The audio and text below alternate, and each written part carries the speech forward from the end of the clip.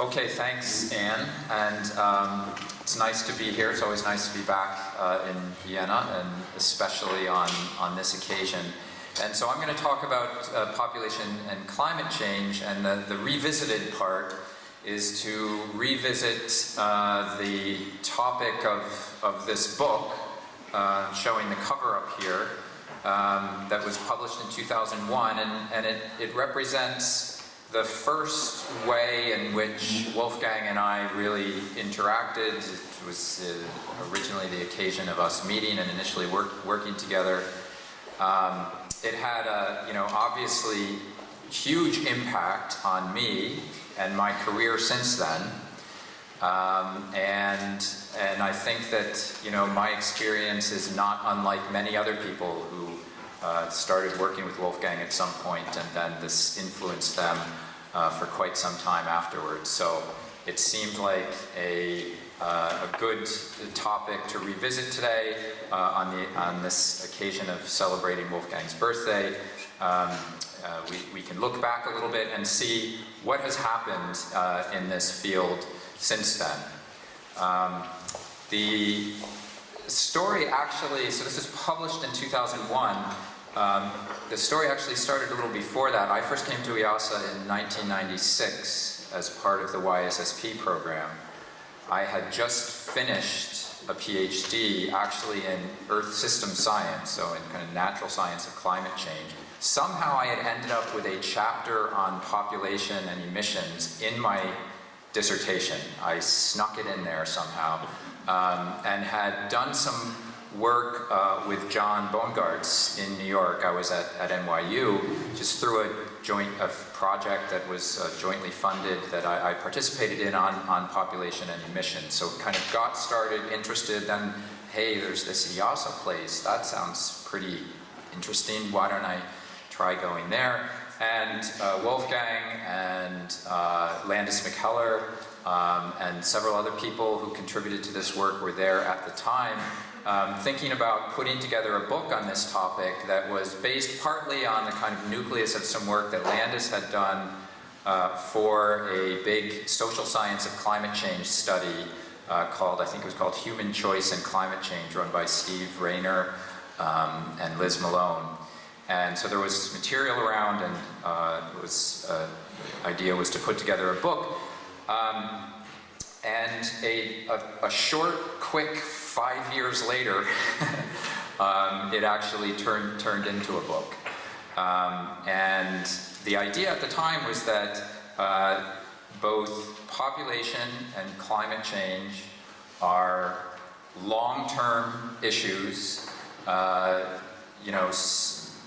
in which you could take similar approaches of long-term quantitative projections.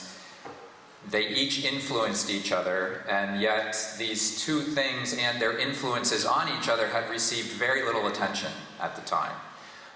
So it was another one of these situations where Wolfgang said, aha, this sounds like a good topic to look into. Why don't we put together what we know? Okay, so before looking at what was actually in the book, I just want to get us all on the same page about conceptually, how do these two things relate to each other? What are the principal ways? This is sort of an iconic diagram of the sort of conceptual framework for the climate change issue.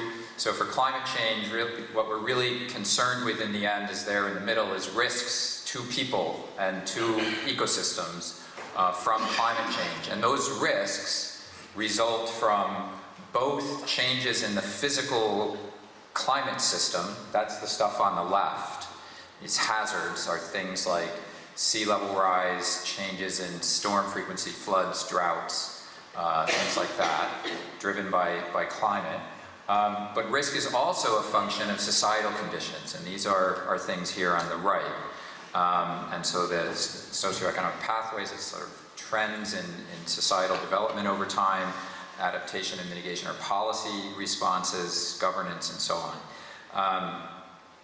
And so those socioeconomic processes influence risk both through exposure, so which people or systems or physical infrastructure actually experience these climate hazards and their vulnerability to them. And they also produce emissions that drive climate change. So where does demography fit in here? Well, demography is one of these societal processes of change over time that influence both of these channels. So for one, it's a driver of emissions, that is one among many that drives climate change itself. And for another, different aspects of demography affect both exposure, how people experience or whether they experience climate events, and how vulnerable they are to them. And also it's potentially a component of policy considerations, whether that's policy related to emissions or to climate change impacts. So that's sort of the, basic conceptual idea of what do these two things have to do with each other. So what did we do in the book?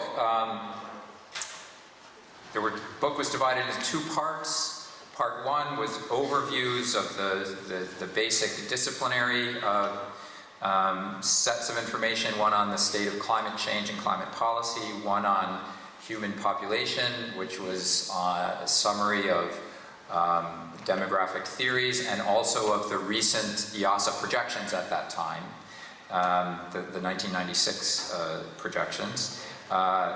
The economics of population, economy, environment interactions, and then part two was focused on these specific interactions. So what does population have to do with emissions?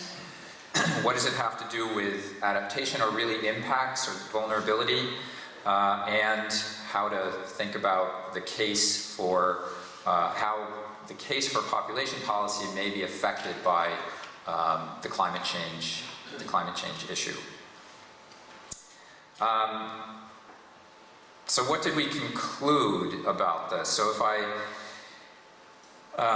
were to summarize the book in a single slide, I would say, okay, so on the question of population projections and their usefulness, there were both scenarios and probabilistic projections discussed in the book and for their use for climate analysis. On the emissions question, the conclusion in the end was that if the world followed a slower population growth path, it probably would substantially reduce emissions and climate change in the long term, not in the next few decades, but in the long term it would. That slower growth would also probably, on balance, make it a little easier to cope with climate change impacts. That slowing population growth would not be a key strategy to do that in any case, right? If you're worried about climate effects on agriculture or future food security and so on, your top strategy for coping with that would not be let's slow population growth, but if it were growing slower, it would probably make that issue a bit easier to deal with. And then for both of these reasons, that fertility-related policies that were a good idea anyway, for reasons that have nothing to do with climate or the environment, were an even little bit better idea if you considered the consequences they would have for the climate issue. Now, I'm not sure why it took 5 years to produce that, but it did. So between 1996 and 2001, right? I mean, it took, somehow it took 5 years, but we got there in the end. So there's a lot underneath, and so how did we actually come to those conclusions? But I want to revisit a little bit. Of course, we can't go through everything that's gone on since then, but some highlights of work since that time in these areas. And I thought I'd start with the role of population projections in climate change research, whether they're used to look at emissions or impacts or what, but just the role of the projections themselves. So, as I said, in the book, the Population Climate Change book kind of reviewed and summarized the most recent EASA projections, Nico mentioned, that were the first global probabilistic projections for 13 regions of the world. You see the global distribution here. But I also wanted to point out that they were also innovative on the scenario side. So, so here's a big table full of numbers, very old school, boring table stuff. But this was actually quite useful, and the reason was that it was a very flexible set of scenarios. It wasn't like UN high, medium, low, you got 3 choices, take it or leave it. For each region, there were 3 different fertility assumptions, 3 different mortality assumptions. The scenarios are produced to mix all combinations of those, and in a way that you could pick any combination for any region and mix the regions themselves. So in principle, you could select any one of, if I'm doing the math right, I think it's 117 scenarios. And that was very flexible. So if you're a climate change analyst and you want to design an analysis, you've got a lot to choose from, and they're still there, they're on the shelf, you can take them, but they're quite flexible. And for that reason, they were in fact used in later work. How has the use of population, or generally scenarios, changed over time? There's been this discussion of scenarios versus probabilistic projections. I do want to make the point, so since the 1990s, scenarios, just as a matter of facts on the ground, completely dominate global environmental change research. It's not to say probabilistic projections don't ever get used. They do get used for some things, individual studies here and there, but not for the kind of broad research that's done cutting across many research communities, assessed by the IPCC and so on. Those are dominated by scenarios, and I think there's several reasons. Probably the 2 main ones, this one was already mentioned, deep uncertainty, is that those scenarios are not just about demography. Demography is one component, often not the most important component, but it's also projections of income growth, technological change, changes in governance, policy, income inequality, all kinds of things. And so if you were to do a probabilistic analysis, you would need joint probabilities, global, century scale, for all of those things and all of their interactions over time. And it's just generally thought, yeah, that's asking too much. Also that the scenarios serve to integrate research, and they're useful for that. If you're trying to do work that involves demographers, economists, hydrologists, climate scientists, crop modelers to do a big study, it's much easier to have, let's all have 1 or 2 common scenarios that we have a set of basic assumptions that we link our studies together with, than to have a more complex characterization of the future that you're trying to share across many research groups. So for that reason, since there's been many scenario products in the climate change world that work this way, that were produced for the use of the whole community, this is not we do a study and produce a scenario, do one study. This is each of these hundreds of studies based on these scenarios. So there was a set in 1990. They all had their own lingo, right? The IS-92 scenarios came out in 92. There were the stress scenarios in 2000. And as has been mentioned recently, the most recent ones are called the SSPs, or the Shared Socioeconomic Pathways. All small sets of alternative scenarios. Now the population inputs to these have changed over time, and you will see a certain institution creeping into the story here. Started off with a single World Bank population projection. The 92 scenarios had 3 UN projections. Then there was a sort of shared set here where there were a set of stress scenarios, 3 projections. 1 came from the UN and 2 from EASA, from the 96 book. And then in the most recent one, it's all EASA. Although NCAR has crept in. And you will see there's lots more, a much greater diversity of demographic information that's actually being used. We've gone from population size and maybe a little age structure to those things, and education, and urbanization, and spatial projections. From this point of view, this is the golden age of demography in the climate change world. There has never been so much demography in climate change research than there is now. And you can see who's responsible for it here, right? And it didn't happen overnight. Okay, so yes, we have these quantitative projections, and these get used now to drive projections from other models, economic, energy, land use models, future scenarios of land use. This is cropland on the left, emissions on the right. These scenarios then are in turn used to drive global climate models, which produce all the climate projections. Okay.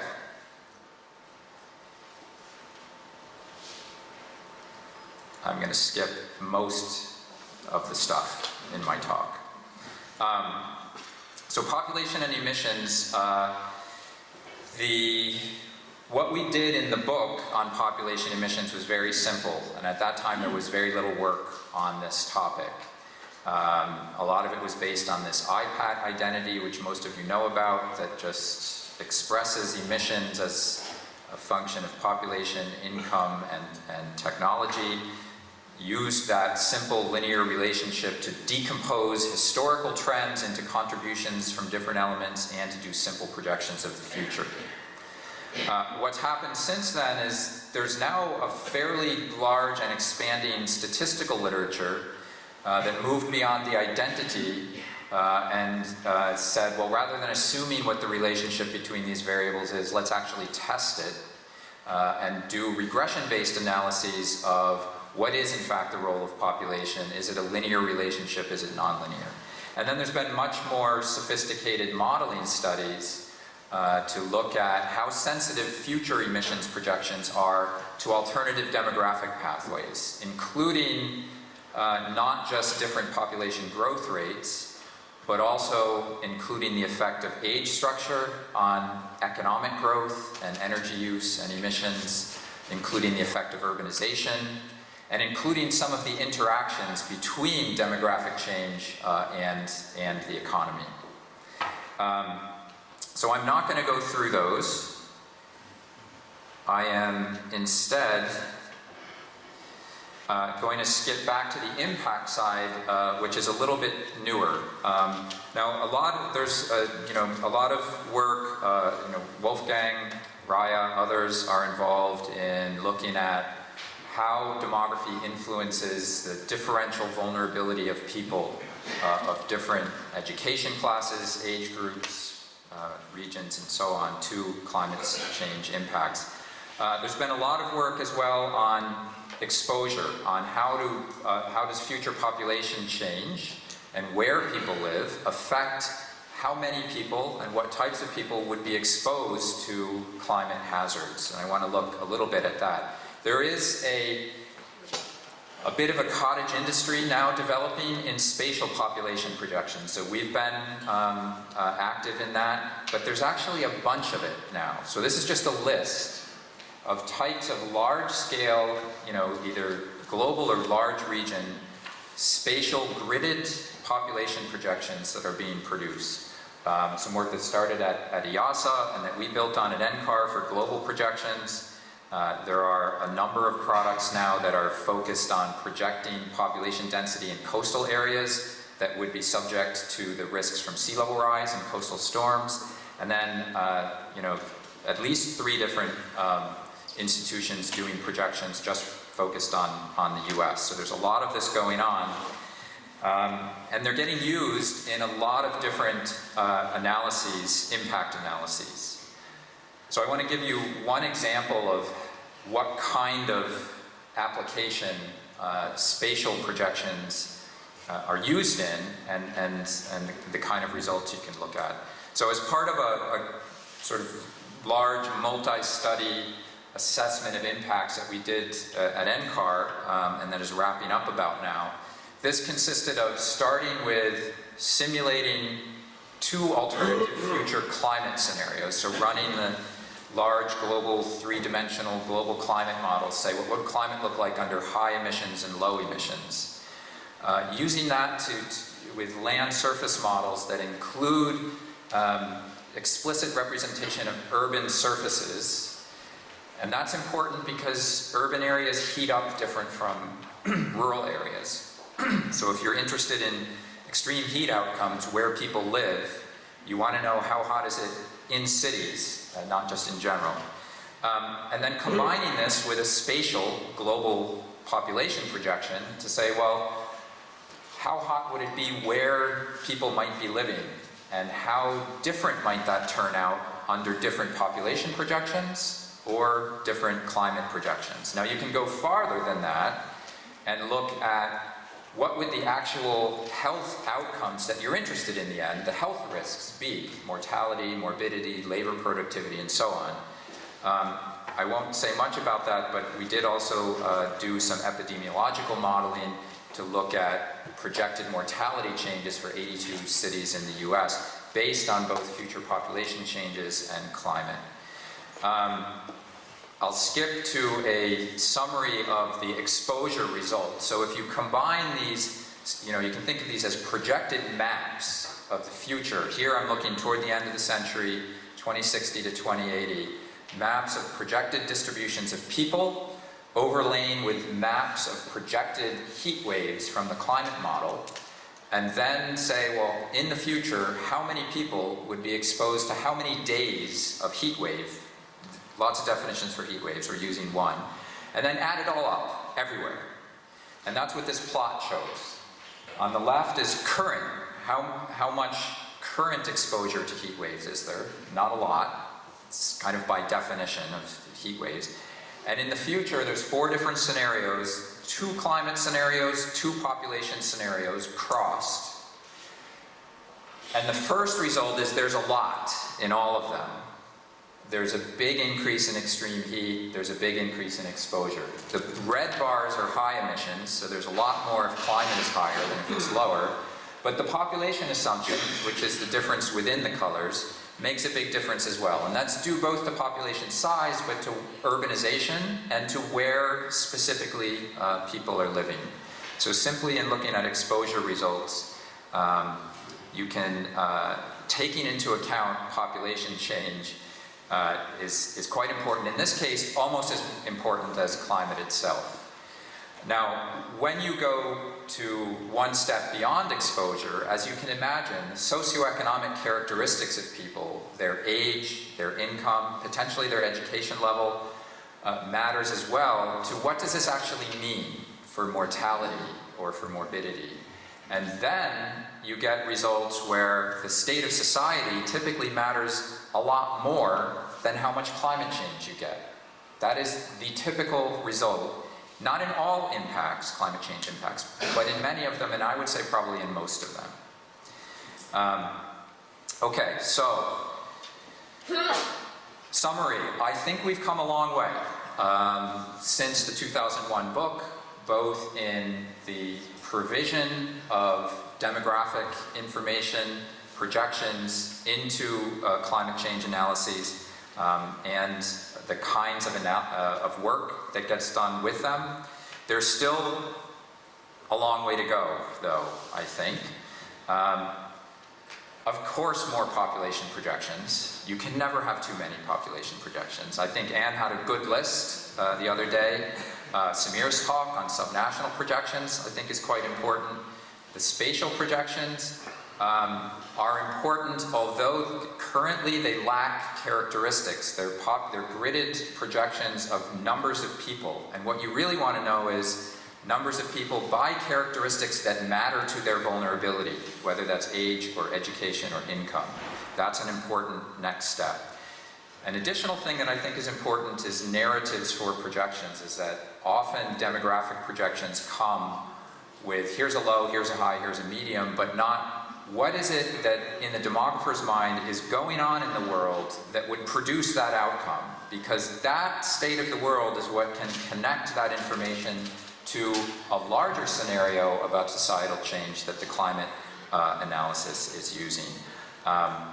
It's important to be going beyond exposure to vulnerability, and I think as a final note, this is something where I think Wolfgang has really broken ground and is possibly more important than even many of the products, is just engaging with the global environmental change community. For a long time, there simply were no demographers at the table when the climate scenarios were being produced, when the research framework was being set up.